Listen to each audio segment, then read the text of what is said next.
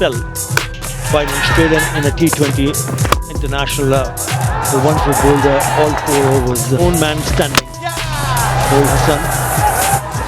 This one down the leg side, gloved it to the keeper, Shamim Hussain. এদের সবার বেতন বন্ধ। খারাপ ব্যাটিং দেখে রেগে একই সিদ্ধান্ত নিল তামিম।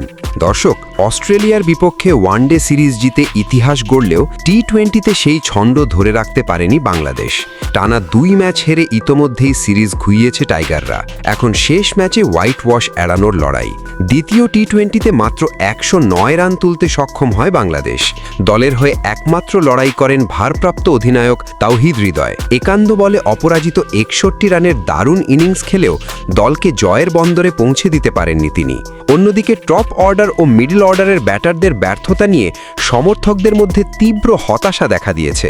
সামাজিক যোগাযোগ মাধ্যমে চলছে ব্যাপক সমালোচনা। অনেকেই ব্যাটিং ইউনিটে বড় পরিবর্তনের দাবি তুলছেন। যেখানে তাওহিদ হৃদয় ছাড়া কেউ সেইভাবে ব্যাটিং করতে পারেনি, তাই এবার রেগে গিয়ে সবারই বেতন বন্ধ করে দেওয়ার ঘোষণা দিল বিসিবির বর্তমান সভাপতি তামিম ইকবাল। তিনি বলেন, এদের সবার বেতন বন্ধ।